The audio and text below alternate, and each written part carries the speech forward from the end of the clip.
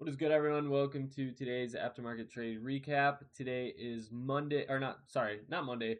Today is Tuesday, and today is the first kind of, I guess, demo trade. Or, yeah, no, I was going to say first trade of the week, but it's not, this was a demo trade. This was a forward test, and it wasn't even supposed to be a demo trade kind of thing. I don't know. I don't want to confuse you guys, but yeah, so pretty much today was Tuesday. I just thought it was Monday because of how terrible price action was, which I will get into now, starting with the morning. I remember last night I was looking to see us go down lower, and that was just because of the fact that I'm trying to think. Yeah, around this time. I don't know. Or yeah, it was. I think it was on the larger time frame, and then this stuff. I can go over this too towards the end of the video over here. Oh my gosh, these executions look so bad. Okay, again, this is on a demo account. By the way, this is actually on this account, which is the CME Group paper trading account that I'm just having fun with. Because real quickly, if you guys haven't seen the results, I'm not catching up to this. Like, I'm sorry, that's just not happening. But yeah, ignore all the executions really quickly here. And let me just turn those off so we can get those out the way. Okay. But yeah, I remember on the higher time frame, I just wanted to see us tap into this 4-hour equilibrium range. And so that's why I also wanted to see us take out this London low and possibly this Asian low too. Again, these were both possibilities, but that's kind of what I wanted to see. London low ended up getting swept, and that was that was so previous day. That was on Monday, and yeah, we swept the London low, and price kind of just ran up. But it then turned into chop because around this like 15 minutes maybe or something like that. But at around 10 a.m. we had Powell testifying, as well as Trump was speaking today, and I don't know like exactly what the time for that was supposed to be, but I just knew Powell was at 10. So that's what we had for the morning.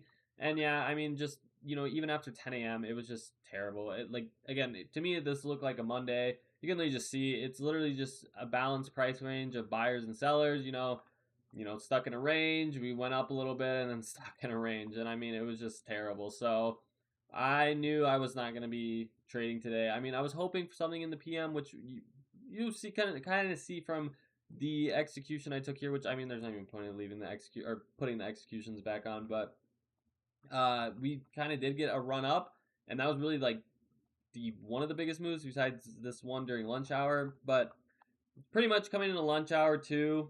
I mean, I didn't really have like sort of a bias. Again, I was bullish today once we did take out those London lows, swept it like that. And that's kind of what I was wanting to see continue here, as well as, maybe possibly. It just depended on if we had inversed these 2 5 minutes, then I would have been more bearish. But since we respected them, that's what was giving me kind of like a bullish confirmation.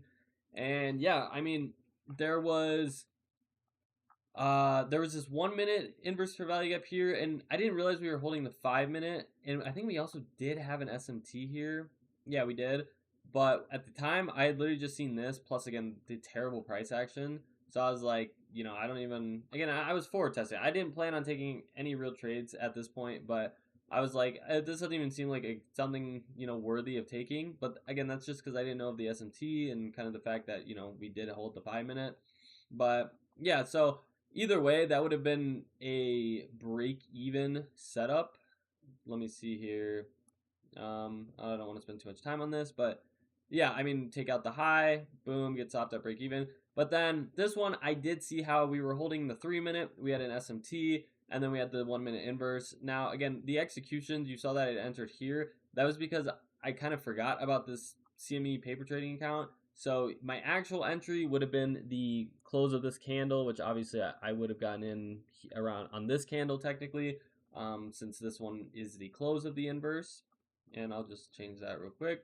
So yeah, that technically would have been where my entry would have been, but I remembered about the account, and then I entered in here right before we took out the break even point, and then yeah, price just kind of ran up at the 130 open. It was kind of just did its thing, and I was just targeting the lunch high just because it's a low probability day. I'm just gonna target what I like is super like more, I guess, probable in the sense of taking out.